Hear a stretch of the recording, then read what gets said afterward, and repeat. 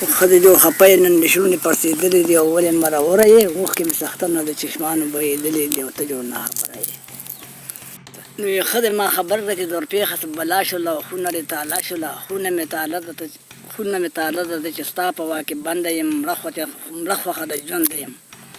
مرګ دې ولې خوښ ته ته بېغمه کور کې ناسته یې، خورې اوسکې تر ملاسته یې. ملاسته دې لا هوشي هر ساعت په جړېدلو یم، سر په کړېدلو یم.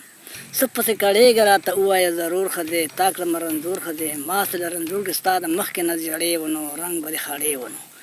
رنګ جسم مې مخکې و په شانته د خانۍ زما، وختو د ځوانۍ زما رک د ځواني شروک د نوم شروک د قام تمام نه چې کوې ما ته پام. نو وي تا ته څه پام وکړم ښځې څه شی رانه غواړې ته، هره ورځ چې ژاړې ته، هره ورځ جړېږمه نقاب نوم لټه نشته او نرمه لوټوټه نشته. نو وي دا د مستۍ خبرې دې له چا نه اورېدلې دي او دومره چې بې سره یې اوښکې مې سختنه د چشمانو بهېدلې دي او ته جوړ نه خبره یې. نو وي نه یمه بې سره د ریخمو درې سوټان لګي، تور ګرم بوټان لګي. ستا خو به ډېر څه لګي خو ده کله منلی شم نه یې راوړم ویلی شم. نو وي دا خو به راوړې ده د زنځیر سره درونه دي، پاتې ډېر کارونه دي. ښځې خو لکه بنده نقصاني دي، تدبیر کوي دا سامان به چېرته وي.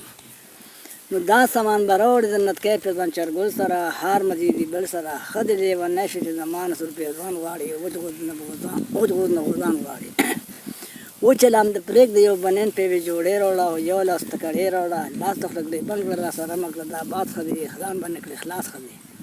نو اخلاص به رانه نه شي تر هغې به مې جنګونه وي، پاتې به مرګونه وي.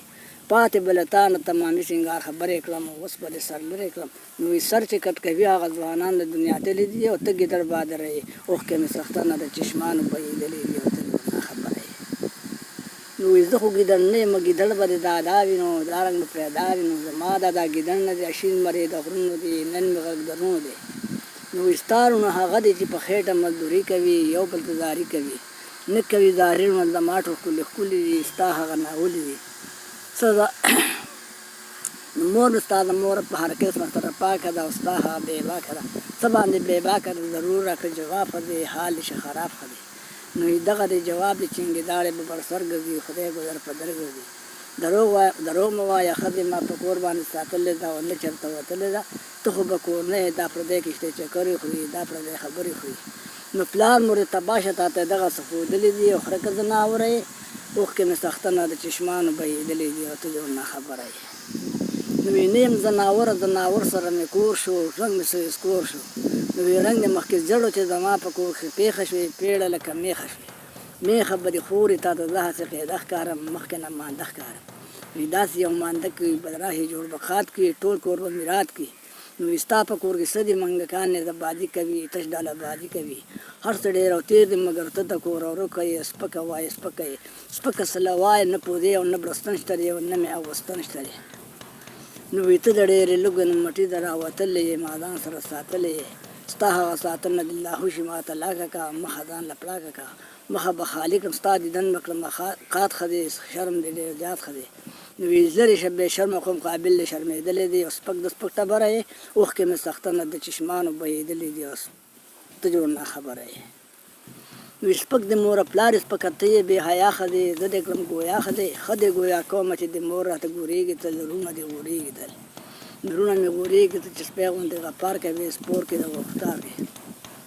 نو سپور ستغې وایم چې زما دپاره ننګ نه کړې، مور سره دې جنګ نه کړې. ستا په شانته سل ښځې بازار د خپلې موره کړم، رکې به یې د کوره کړم. نو وي ډېره دې کړم تنګه، اوس په ځم په خپله مخه زه، خوا به دې کړم یخه زه. خوا مې نه یخېږي، خدای دپاره ما معاف کړه ته او نیت دې راله صاف کړه ته. نو وي دواړو وکړه صلحه د خاوند ښځې د عباس شو، د عباس مقام کې خلاص شو. نو دا دغه خبرې وه پخوا یوه خانه کې وي او اوس دې زمانه کې دي. بس یې کړه جماله ټول لم پې پوهېدلی دی او ترونکي د سنګره یې. اوښکې مې سختنه د چشمانو بهېدلې دي او ته جوړ نه خبره یې.